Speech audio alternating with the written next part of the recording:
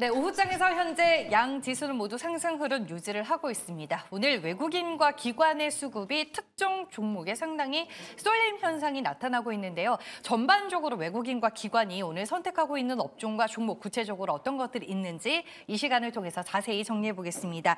이상엽 이사 나와 계십니다. 안녕하세요. 안녕하세요. 네, 먼저 수급부터 확인을 해보겠습니다. 오늘 코스피에서 외국인들 현물 매도하고 있지만 오랜만에 선물 시장에서 매수세 확인이 되고 있는데 뭐 수급 측면에서 좀 무난한 시장일까요, 오늘은? 시장 괜찮은 것 같습니다. 네, 지난주까지만 하더라도 뭐 2,700이 좀 이탈되면서 또 주말을 앞두고 투심이 어느 때보다 좀 안 좋았었는데 그래도 2,700 안착하는 모습, 또 코스닥도 좀 이제 그동안 힘들었었던 2차 전지 종목군들이 양 시장에서 아래꼬리 달리면서 저가 매수세가 좀 빠르게 오후 시장 들어오면서 매수가 들어오는 모습이 긍정적이다라는 말씀을 드리겠고, 코스피가 5일 만에 상승이거든요. 네. 근데 외국인의 선물도 5일 만에 매수입니다. 그 말은 뭐냐면은 최근에 시장이 어느 때보다 외국인의 선물에 영향을 많이 받았었다는 거. 그러면은 앞으로도 좀 이 부분은 계속해서 내일도 좀 외국인의 선물 매수가 좀 어떻게 좀 들어오면 강하게 들어오는지 여부 좀 보시면 좋을 것 같고요. 그리고 또 이제 뭐 매도 이렇게 좀 잡히는 종목군들로는 이제 뭐 삼성전자나 뭐 네이버나 뭐 삼성 SDI, 셀트리온 등이 좀 잡히고 있다는 것도 좀 뭐 확인해 볼 수 있었던 것 같습니다. 네, 알겠습니다. 외국인들의 선물 매수 매도에 지배당하고 있는 시장이다라고 정리를 해주셨는데, 그렇다면은 외국인과 기관이 좋게 보고 있는 업종과 섹터는 무엇이 있는지 한번 확인을 해보겠습니다.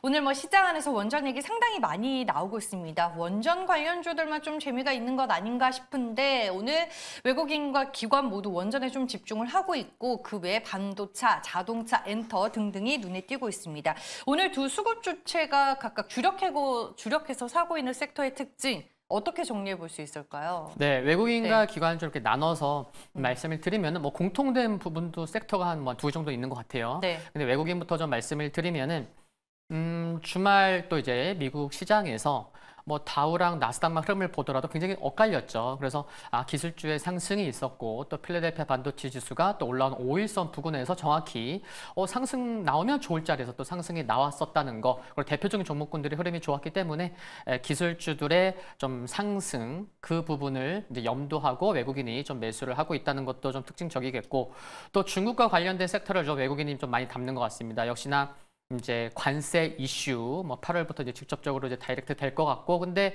이 부분이 또 이제 11월 달 미국의 대선 이슈까지 계속 지속될 수 있기 때문에 이 부분은 뭐 단기 이슈가 아닌데 오늘 외국인이 이쪽 관련돼서 좀 자동차 쪽 매수를 하는 거라고 볼 수 있을 것 같고요. 그리고 또 앞에서 말씀해 주셨지만 또 이제 중국과의 또 관계가 또 개선, 기대감 때문에 또 엔터 쪽도 좀 매수를 하고 있어서 최근에 좀 시장이 보면 오늘 밤 또 미국 시장 휴장인데 이렇게 특별한 이슈가 있는 종목을 매수해야 또 수익률에 더 도움이 되기 때문에 외국인이 이렇게 좀 매수를 하고 있는 것 같고요.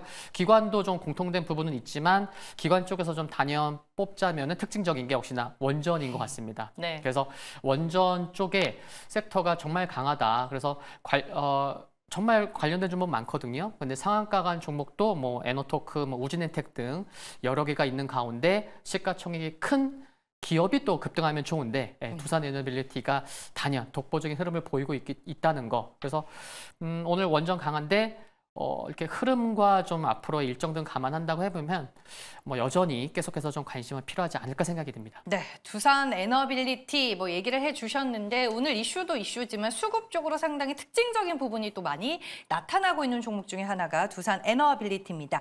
그러면 이제 외국인과 기관이 픽한 종목 어떤 것들이 있는지 자세히 들여다보겠습니다. 네, 먼저 오늘 외국인이 사고 있는 종목 위주로 보도록 하겠습니다. 최근에 이제 좀 시장 안에서 많이 언급이 되고 있는 종목 중에 하나가 하나솔루션이 아닐까 싶습니다. 지난주 화요일에 이유 없이 갑자기 하나솔루션이 11%대로 급락 마감한 날이 있었어요. 하지만 그 이후로 다시금 뭐 신재생 에너지, 태양광 얘기가 나올 때마다 단연히 이제 돋보이는 흐름을 보이고 있는데 여전히 우리가 대장주로 보고 좀 접근을 해야 될까요? 하나솔루션은? 네, 태양광 쪽에서는 여전히 이제 하나솔루션이 뭐 대장주다라고 이제 말씀을 드릴 수가 있을 것 같고요. 원전주만큼 이제 태양 관련된 종목이 그렇게 많지 않은 거는 조금 뭐 그런 것도 좀 뭐 참고를 해야 될 것 같은데, 최근에 퍼스트 솔라가 굉장히 또 미국 시장에서 이제 부각을 받고 있죠. 그래서 주봉을 보셨으면은 퍼스트 솔라 같은 경우는 한 주 동안에 40% 올랐어요. 네, 40% 조금 네. 넘게 상승했을 정도로 미국 시장에서조차도 에너지원 중에 또 태양광이 부각받고 목표가 상향 소식도 있었기 때문에 그러다 보니 하나솔루션이 좀 또 관련돼서 좀 이슈가 되는 모습이고, 그리고 조금 전에도 말씀드렸지만 이제 관세 관련된 부분은 네, 계속해서 올해 내내 지속될 거기 때문에 그 부분도 좀 부각받는 것 같고요. 그리고 이제 전력 수요 이제 수요가 계속해서 이제 올라오는 부분, 그 부분 이제 수혜가 될 것 같은데, 펀더멘탈 관점에서 살펴보면은 내년에 영업이익이 레벨업이 됩니다. 그래서 한 1조 원대 전망이 된다는 거 긍정적이고요. 그리고 3분기부터는 이제 QOQ로 이제 분기별 흑자 전환 기대감 있다는 것도 긍정적이고, 그래서 좀 단기적으로는 기술적인 흐름이나 일봉이나 주봉, 월봉 살펴보면은 한 35,000원 수준은 부담될 여지는 있겠는데, 지금 말씀드린 실적이나 관세 등의 모멘텀까지 살펴본다고 하면은 작년 말의 전고점 수준인 14만 원 수준까지의 상승 가능성은 열어둘 수 있겠다. 그렇게 좀 정리해보고 싶습니다. 그러면 긍정적으로 지금 사기에도 괜찮은 자리다 이 말씀이신 거죠? 조정 나오면. 조정 나오면. 네네. 네, 단기적으로는 알겠습니다. 조금 이제 어깨 이상까지 올라온 부분이 있기 때문에 네. 네, 추격 매수는 자제하시고. 네. 알겠습니다. 조정 시 태양광주 하나 담고 싶으셨던 분들은 하나솔루션 담아가도 괜찮다라고 얘기를 해주셨습니다. 다음은 이제 SKC라는 종목을 제가 골라봤습니다. 지난주 이제 SKC가 미국 정부로부터 반도체법 보조금 7,500만 달러 획득했다라는 기사를 보기는 봤는데, 오늘 이제 주가가 또 강하게 반응을 하길래 이게 왜 뒤늦게 반영이 되지? 그리고 유리기판 관련주로서는 기사는 계속 나오고 있는 상황인데 어떤 이유 때문에 오늘 또 강할까요? 지금 말씀해 주신 것 중에 하나가 굉장히 중요한 것 같아요. 뭐요? 유리기판 이슈는 계속 나오고 있다는 거. 네. 네, 그 부분 굉장히 중요한 것 같아요.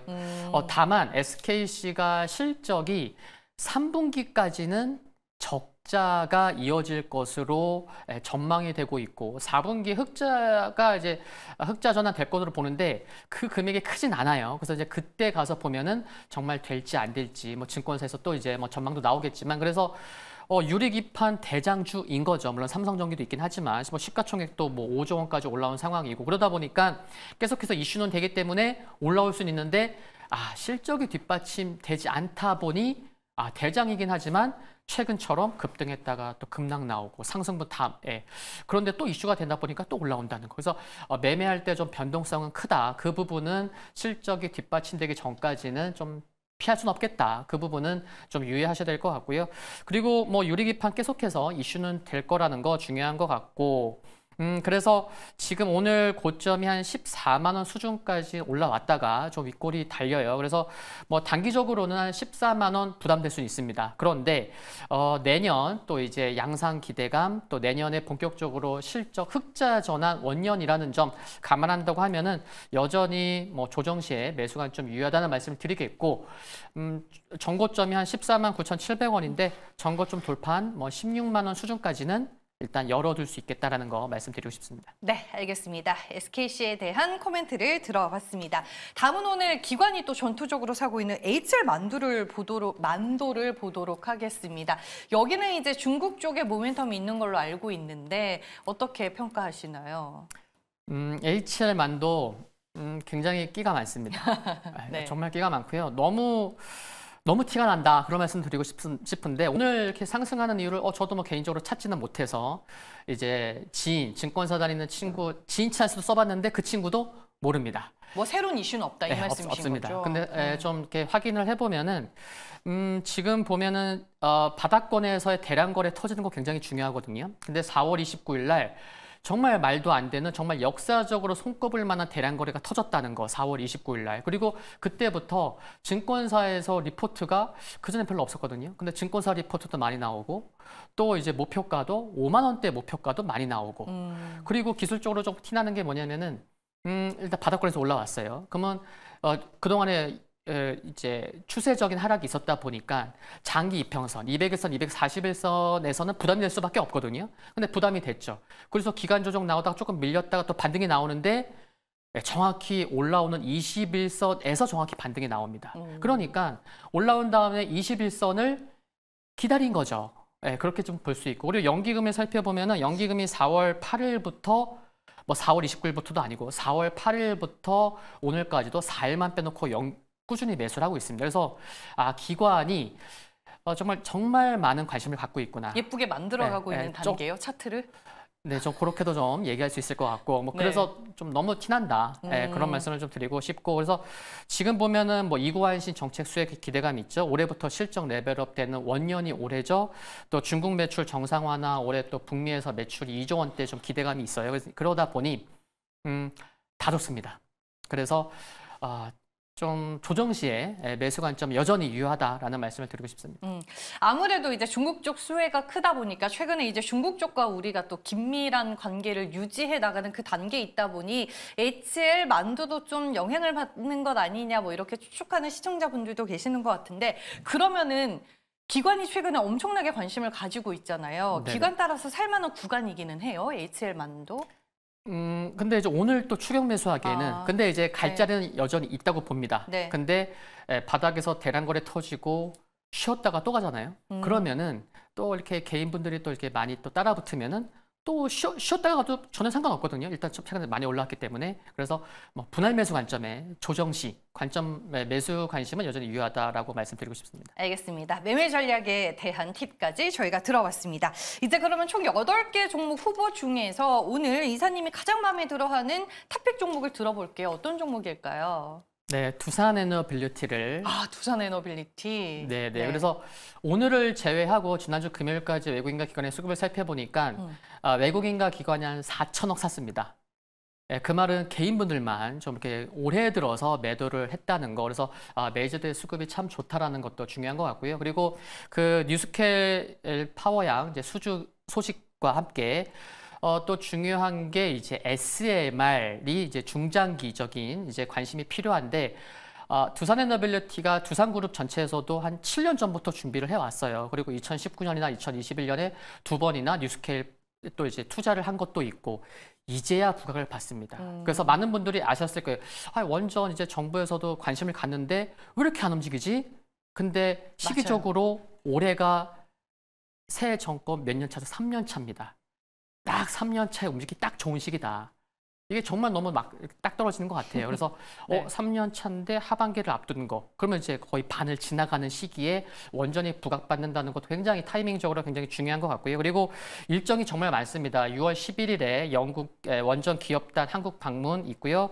또 체코 신규 원전 또 7월. 그리고 정부에서도 여러 일정이 있다는 거 감안한다고 하면은 뭐 조정 시에 뭐 이렇게 제가 이제 매수 가격은 한 26,000원 이렇게 제시를 했는데 21,000원 아래에서 뭐 분할 매수가 좀 여전히 유효할 것 같고요. 네. 목표가는 25,000원, 손절가는 19,000원 말씀을 드립니다. 알겠습니다. 다른 원전주 다 날아갈 때 왜 이 종목만 못 가나? 맞아요. 그렇게 생각하신 개인 투자자분들 참 많은데 오늘 좀 의미 있는 수급과 함께 거래량 그리고 주가 상승이 나와주고 있는 두산에너빌리티를 탑픽으로 골라주셨습니다. 오늘 시선주는 이상엽 이사와 함께했습니다. 고맙습니다. 감사합니다.